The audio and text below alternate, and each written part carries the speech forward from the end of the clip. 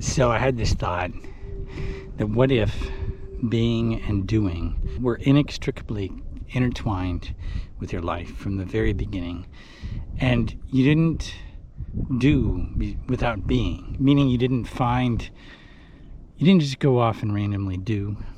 You found being and doing. You found purpose in doing.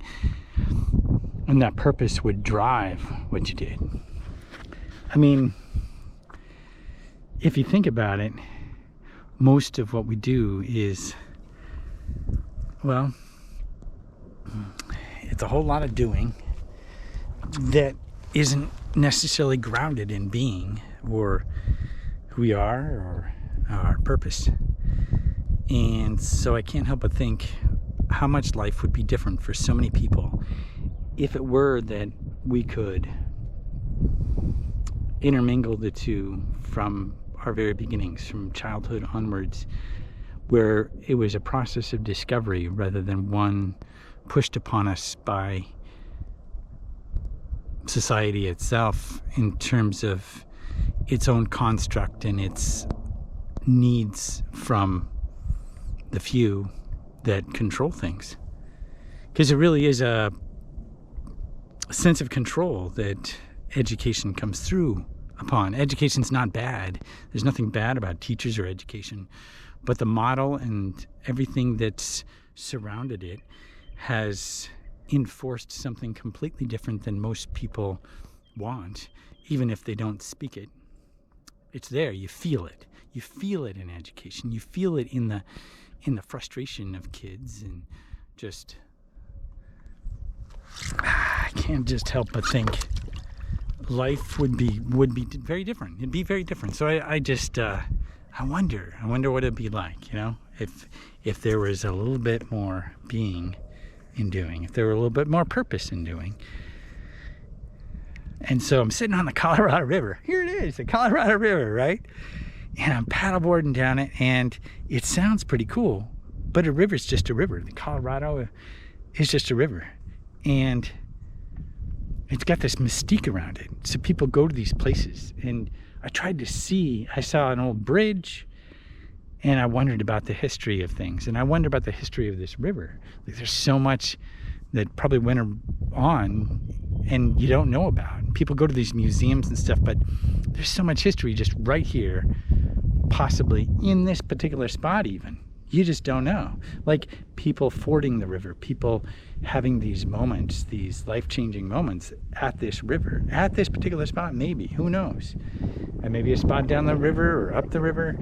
But we contain history in strange ways, making it seem like we know what happened by retelling certain events when there's so much more.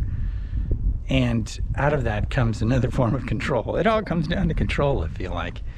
And so along the Colorado River, I couldn't help but just say that in the making of history that we're seeing unfold right now, we know there's a need for narrative, and it's there. It's very strong.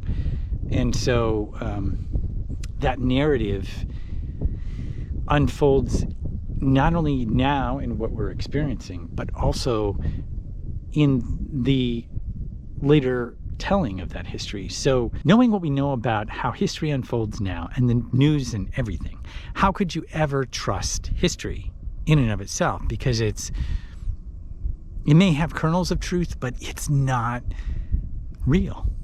And that's where I don't know, for me, that's where I kind of stop and ask, okay, what is the real history? Can I find it? Can I go in these places that I'm going now? Can I go and discover real history? Can I actually go and talk to different people and find out what really happened? Because as all those people die off, even that's not attainable. What in the elements, in the landscape, what in what you can see or what you can experience, what can you find that's real history? And maybe you find buildings in Tartaria, or maybe you find remnants of an old past. And although fascinating on one level, there's nothing really that's going to come from that. You may be fascinated by the buildings and you may think, oh, maybe this happened to me, that happened, but you're not going to know. You can look and see the buildings, but they're empty of meaning in a way. I mean, they do hold some of that, but it's hard to grasp on a plane we currently understand. So although the meaning might be there inherent in the buildings, somehow accessing that information might be available to us at a later date. But for now, those buildings don't hold what we need to understand. And so I wish they did. I wish there were a way, and maybe there is. Maybe there's a way, and maybe in transforming our consciousness, we will unfold or uncover so much more than before. And in that moment of truth, our history will come alive again in ways we can't even imagine. I think that's just a fantastic idea, that we could not rewrite history, but relive it in a new way and glean understandings that allow us to live with more purpose, with more fullness, and just be alive to who we are on this planet. It's fantastical in a way, but what if it were possible? I think it is in some ways possible, and that many of us alive now may be actually able to attain that, and that's inspirational. Will it be you, me? I don't know. But there's people alive now that will see things probably we can only imagine and not imagine. Things that will just make you go, wow, you know? And so, I don't know. Along this river, it's the Colorado River, right? And it runs through these different states, and each state it runs through is its own being, its own river. The states that we run through as people throughout our lives, these are states of being, and none of those states of being are us, and yet each one of them is. And I don't know, can you let go of who you are to become more than anything you ever before thought possible? Can you do that? That's one of the questions I'm kind of asking myself is, do I really need to let go of my past, or can I let go of my past? Not to understand it, but to just totally let it go and become someone totally different.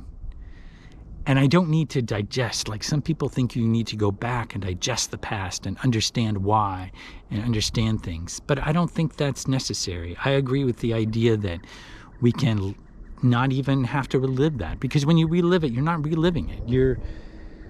You're using the construct of the past to, it's not, for me, for some, it may be of benefit. I don't see the benefit. I see the benefit of instead honoring the past for what it was, letting it go, and being alive to a now and a future that is beyond anything that I've ever done before. And it doesn't need to have the connection to the past.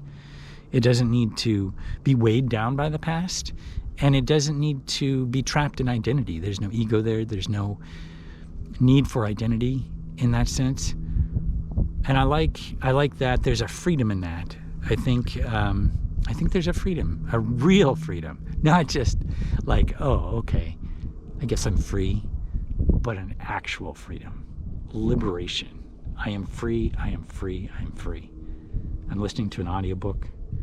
If you're listening to the same audiobook or reading the same book, the I am free 3 times will make sense to you, and it's blowing my mind.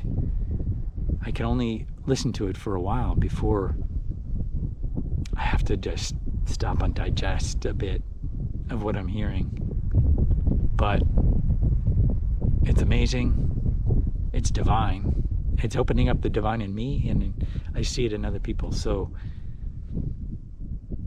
I like that. But along this Colorado River, I just want to say that these moments that come and go are not constrained by others' foretelling, others' rendition of it. For me, it's having my own experience in that and not being hijacked by others' propaganda. And I might not know the truth of the elements that are going on in the larger context of the world. I don't know that I need to, because to get in the nitty-gritty of that would be, you'd have to be someone completely different. We don't need to get our nose in everything and understand everything. Sometimes you just, I don't know, I think sometimes you just have to write it out. And not even just write it out, because you don't need to wait. The waiting is not a place of empowerment. It's not waiting it out.